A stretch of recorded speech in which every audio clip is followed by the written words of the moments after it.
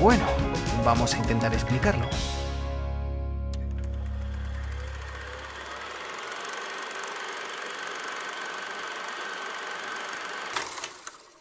El pasado 18 de marzo se estrenó en HBO La Liga de la Justicia de Zack Snyder, una reinterpretación de la película de 2017 que en esta ocasión nos presenta una versión totalmente fiel a la visión original que tenía el director.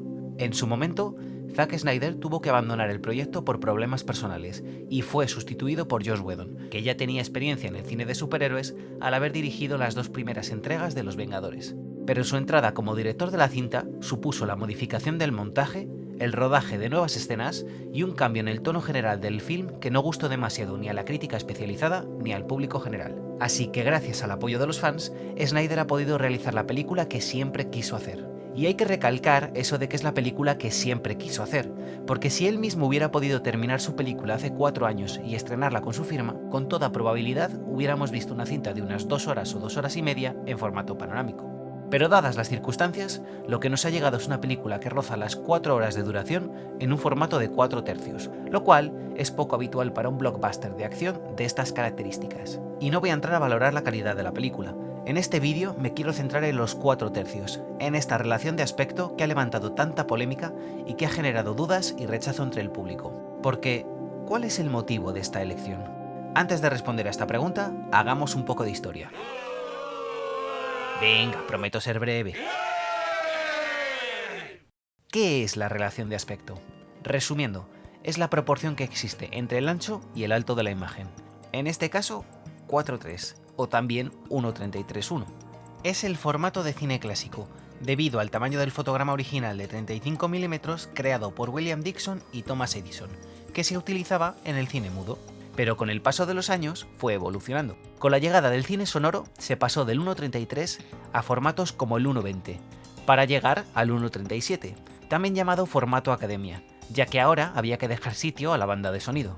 Y cuando llegaron los 50, el formato panorámico hizo acto de presencia para sacar a la gente de sus casas y ofrecer algo mucho más espectacular que lo que podían obtener con ese nuevo aparato llamado televisión. Y tanto en esta década como en las siguientes nacieron multitud de formatos. El Cinemascope con sus 2.35, el Ultra Panavision 70 de 2.76, el VistaVision de 1.85, entre otras muchas variantes. Y ahora llega lo importante. Estamos en la década de los 70 y se crea el formato IMAX, que consiste en un negativo de 70 mm 10 veces más grande que el convencional de 35, lo que resulta en una mayor resolución que permite proyectar en pantallas mucho más grandes con una gran calidad de imagen.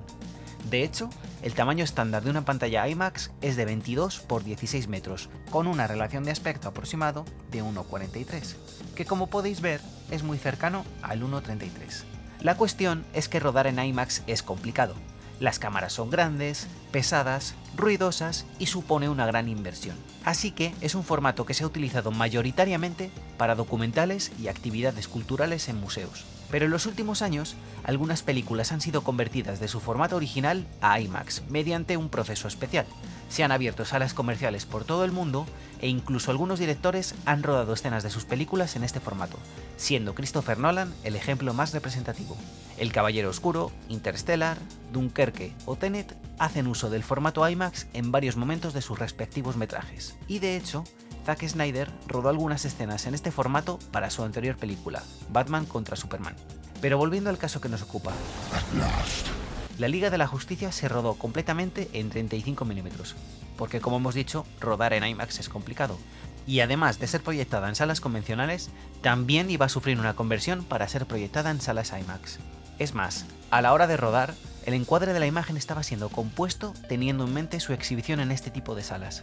Con toda probabilidad, de aquí nacerían dos versiones, una en formato panorámico para salas convencionales, seguramente con un ratio de 1:85, tal y como se vio en los primeros trailers cuando Snyder aún era parte del proyecto, y otra en una relación de aspecto adecuada para salas IMAX. Pero todo esto se descartó con la salida de Snyder y solamente nos llegó una versión en 1:78. Y ahora, para alegría de los fans, llega la versión definitiva de la película, pero lo hace en formato 4/3. ¿Por qué? Pues básicamente porque Snyder rodó su película con este formato en mente. La versión 1.78 llenaría más pantalla, sí, pero realmente sería un recorte de la imagen que se rodó originalmente, y tendríamos menos información en pantalla. Porque por el hecho de que una imagen esté en panorámico no significa que haya más información. Todo depende del formato original en el que ruedes y desde luego del tipo de composición que realices. Pero al igual que en panorámico, en el encuadre va a estar lo que el director quiera mostrar. Y por otro lado, esta es la versión definitiva para Snyder. Para él, la mejor forma de ver esta película es en una pantalla gigante con esta relación de aspecto. Pero dadas las circunstancias que envolvieron la producción y con la pandemia que nos azota actualmente, la única manera de presentarnos la película es en el salón de nuestras casas. Y entiendo que haya gente a la que no le guste este formato. Al fin y al cabo es cuestión de gustos. Aunque decir que el 4 tercios es peor porque no aprovecha la pantalla de nuestros televisores no es del todo cierto. La gran mayoría de televisores que podemos encontrar en nuestros hogares tienen un formato de 16:9. Es un formato de compromiso entre los 4 tercios utilizados en el cine clásico y en la televisión analógica y el panorámico 2:39, que es uno de los más utilizados en el cine actual. Lo que significa que dos imágenes en cada uno de los formatos utiliza prácticamente el mismo área de pantalla. Realmente, la diferencia entre ellos es de un 1%, a favor de la imagen en 4 tercios. Multitud de películas se lanzan en 2:39 o incluso en formatos más panorámicos y nunca he visto crearse una polémica tan grande por esto cuando el área utilizada es prácticamente la misma que en 4 tercios. Además, ahora mismo sucede algo genial, y es que como contamos con multitud de formatos y ninguno supone una imposición, realmente se puede usar cualquiera para darle un aspecto diferenciador a la película o para integrarlo en la narración, y darle un sentido que ayude a enriquecer la historia que se nos cuenta. Por ejemplo, para la Liga de la Justicia, Snyder dijo: los superhéroes como figuras tienden a ser menos horizontales. La excepción sería Superman cuando vuela, pero cuando está de pie es vertical. Todo está compuesto y rodado de esa manera. Es una estética completamente diferente, con una calidad distinta y poco habitual. Es decir, no solo es algo totalmente diferente a lo que se suele hacer en el resto de películas de acción, sino que encuentra una justificación en la forma de encuadrar a los personajes principales. Pero es que hay muchas otras maneras de utilizar la relación de aspecto. Mami, de Xavier Dolan, se presenta en una relación de aspecto 1:1, es decir, un cuadrado perfecto. El personaje principal se siente encerrado en su propia vida hasta que todo cambia, incluido el formato de la película. En El faro de Robert Eggers nos encontramos ante una historia claustrofóbica de dos hombres abandonados a su suerte, donde la paranoia hace acto de presencia. Y todo esto se muestra en 1:19 para reforzar la sensación de asfixia. En Jurassic Park, Spielberg usó el formato 1:85 por ser más vertical, para poder representar mucho mejor la escala de los dinosaurios. Tarantino utilizó el formato ultrapanorámico 2:76 para Los odiosos 8, con el que podía rodar paisajes espectaculares, pero con el que también podía representar la tensión que supone estar encerrado en una cabaña con varios extraños y algún que otro asesino.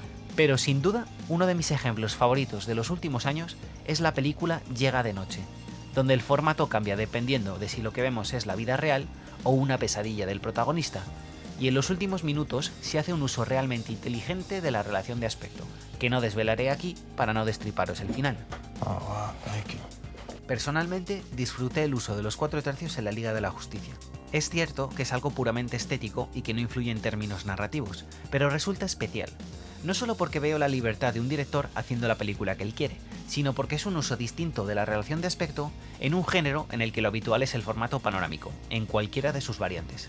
Además, la composición estaba pensada para este formato y es algo que se puede apreciar. Pero entiendo que haya gente que no lo disfrute y prefiera el formato panorámico.